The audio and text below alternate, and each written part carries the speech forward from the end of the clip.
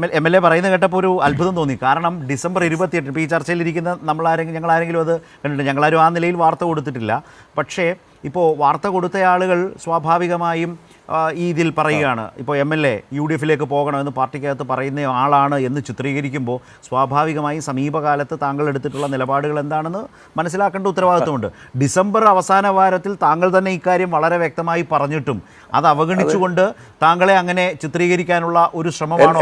എന്റെ ഫേസ്ബുക്ക് പേജിൽ കിടപ്പുണ്ട്. അതെ, പക്ഷേ ഇന്നലെയും ഒക്കെ തന്നെ പത്രങ്ങൾ, ഇന്നലെയും ഇന്നും ഒക്കെ പത്രങ്ങളിലൊക്കെ അതുണ്ട്, ചാനൽ വാർത്തകളിൽ വന്നിട്ടുണ്ട് ഒക്കെ അങ്ങനെ ഒരു പ്രചാരണം. ഇപ്പോൾ മന്ത്രി റോഷി അഗസ്റ്റിൻ, പ്രമോദ് നാരായൺ ഇവരെല്ലാം വ്യത്യസ്തമായ നിലപാട്, LDF തന്നെ വേണം, താങ്കൾ മറ്റൊരു നിലപാട് സ്വീകരിക്കുന്നു. പക്ഷെ താങ്കൾ തന്നെ പറയുന്നത് ഡിസംബർ 28 ഇതിനെതിരായ ഒരു പോസ്റ്റ് ഇട്ടു.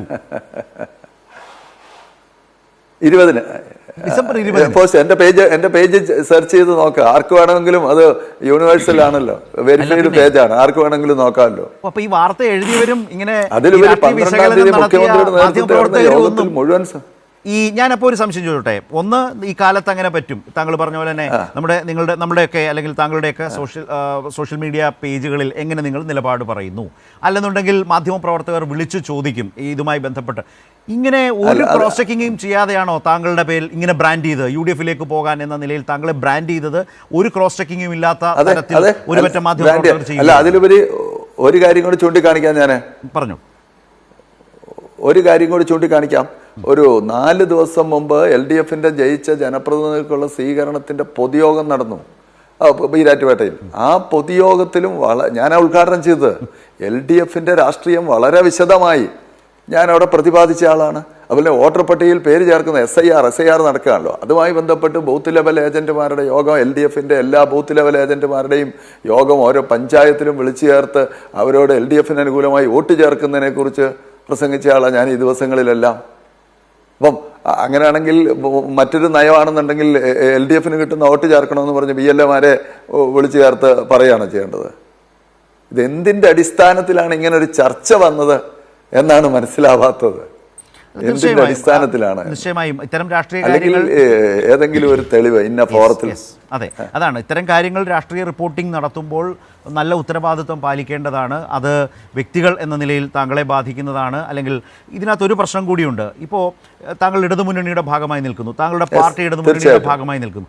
ആ മുന്നണിക്കകത്ത് തന്നെ താങ്കളൊരു MLA കൂടിയാണ്. ആ പ്രദേശത്തെ ഇടതുമുന്നണി പ്രവർത്തകർക്കിടയിൽ പോലും സംശയങ്ങൾ ഉണ്ടാക്കാം, ആ ബന്ധത്തിൽ തന്നെ വിള്ളൽ വീഴ്ത്താം. ഇങ്ങനെയൊക്കെയുള്ള ഒരുപാട് പ്രശ്നങ്ങൾ ഇത്തരം വാർത്തകളിലൂടെ മാത്രമല്ല, മറുഭാഗത്ത് നോക്കിയാൽ കോൺഗ്രസ് നേതാക്കൾ ഒരു കാര്യം പറഞ്ഞു. അല്ല, ഒരു കാര്യം കൂടെ ഞാൻ ചൂണ്ടിക്കാണിക്കാം. 3 ദിവസം മുമ്പ് മലയാള മനോരമ പത്രത്തില് ഒരു ലോക്കൽ എഡിഷനിൽ UDF ഒരു പ്രതിഷേധം എന്ന് പറഞ്ഞ് വലിയ 4 കോളം വാർത്ത വന്നു.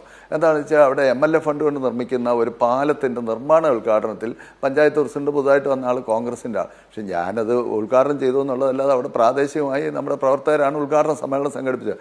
ഏതോ കാരണവശാൽ അവർ പഞ്ചായത്ത് പ്രസിഡന്റിനെ വിളിച്ചില്ല, അല്ലെങ്കിൽ അവർ അതിനൊക്കെ തോന്നിക്കാണുകയില്ല. കാരണം പഞ്ചായത്ത് പ്രസിഡന്റ് എന്താണ്, പഞ്ചായത്ത് പ്രസിഡന്റിനെ ക്ഷണിച്ചില്ല എന്ന് പറഞ്ഞ് എനിക്കെതിരെ UDF യോഗം കൂടി പ്രമേയം പാസ്സാക്കി. മുണ്ടക്കയത്ത് വെള്ളനാടി വള്ളക്കടവ് പാലത്തിൻ്റെ 3 ദിവസം മുമ്പത്തെ മലയാള മനോരമയിൽ ലോക്കൽ പേജിൽ 4 കോളം വാർത്തയാണ്. ഉദ്ഘാടനത്തിൻ്റെ വാർത്ത 1 കോളാണ് വന്നത്, കഷ്ടിച്ച്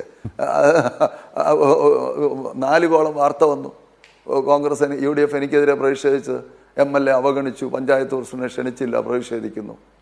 അപ്പോൾ യാഥാർത്ഥ്യങ്ങളൊന്നും കാണാതെ ഈ നാടൻ ഭാഷ പറഞ്ഞ ആടിനെ പട്ടിയാക്കുന്ന പ്രചരണമാണ് നടക്കുന്നത്. അതാണ് ഞാൻ ഈ ഉദാഹരണങ്ങളൊക്കെ ചൂണ്ടിക്കാണിച്ചത്. വോട്ടർ പട്ടികയിൽ പേര് ചേർക്കുന്നതുമായി ബന്ധപ്പെട്ട് നടത്തിയ പ്രവർത്തനങ്ങളും അതിനു കൂടിയ യോഗങ്ങളും അതുപോലെ തന്നെ ജനപ്രതിനിധികൾക്ക് സ്വീകരണം കൊടുത്ത യോഗ ഉദ്ഘാടനം ചെയ്തതും UDF എനിക്കെതിരെ പ്രതിഷേധിക്കുന്ന പത്രവാർത്തയും എൻ്റെ തന്നെ സ്വന്തം ഫേസ്ബുക്ക് പേജും ഇതെല്ലാം നിൽക്കുമ്പോഴാണ് ഈ വ്യാജ പ്രചരണങ്ങൾ ഈ നിലയിൽ അടിച്ചു വിടുകയാണ്. ഇപ്പൊ ഏതായാലും ഞാനിപ്പോ എൻ്റെ കൂടെ ശ്രീ എബ്രഹാം മാത്യു ഇരിപ്പുണ്ട്, അപ്പുറത്ത് TJ ശ്രീലാലുണ്ട്, ഇപ്പോൾ കോഴിക്കോട്ടിരിക്കുന്ന നിജേഷും ഒക്കെ ഈ പത്രവാർത്തയൊക്കെ വായിച്ചിട്ട് താങ്കൾ ആ പാർട്ടിക്കകത്ത് UDF വരാൻ വല്ലാതെ കൊതിച്ചു നിൽക്കുന്ന ഒരാളെ പോലെ ആയിരിക്കും ഈ പത്രം വായിച്ച മനുഷ്യരൊക്കെ വിചാരിച്ചിട്ടുണ്ടാകുക. ഇപ്പൊ താങ്കൾ ഈ സത്യം പറയുമ്പോഴാണ് ആളുകൾ ഇതറിയുന്നത്. വല്ലാത്ത ലോകം തന്നെ. വല്ലാത്ത ലോകം തന്നെ. അത് ആരോ ഒരു പടച്ചുവിട്ട ഒരു കഥയാണ്. ആ കഥ അങ്ങ് അതായത് ഒരു ചൊല്ലുണ്ടല്ലോ, സത്യം ചെരുപ്പിടുമ്പോഴേക്കും നോണ ലോകം ചുറ്റി സഞ്ചരിച്ചിരിക്കുമെന്ന്. അതിലുപരി ഇവിടെ കാണാൻ കഴിയുന്ന ഒരു കാര്യമുണ്ട്, ഒരു LDF വിരുദ്ധ മാധ്യമ പ്രവർത്തനത്തിൻ്റെ ഒരിതും അതുപോലെ എരിവും പുളിയും ചേർത്ത് കഥകൾ മെനഞ്ഞ് അതിലൂടെ ആളുകളെ, കാഴ്ചക്കാരെയും കേൾവിക്കാരെയും വായനക്കാരെയും ഉണ്ടാക്കിയെടുക്കാനുള്ള ഒരു തെറ്റായ സമീപനം എല്ലാത്തിനുണ്ട്. അതിന് ആരുടെ ചോര വീഴ്ത്തിയിട്ടാണെങ്കിലും വേണ്ടില്ല എന്നുള്ള തെറ്റായൊരു സമീപനമുണ്ട്. ഓക്കെ. പക്ഷെ എനിക്ക് ഇക്കാര്യത്തിൽ ആശങ്കയില്ല. എൻ്റെ മണ്ഡലത്തിലെ ആളുകൾക്ക് എന്നെക്കുറിച്ച് നന്നായി അറിയാം, എൻ്റെ നിലപാടുകൾ അറിയാം.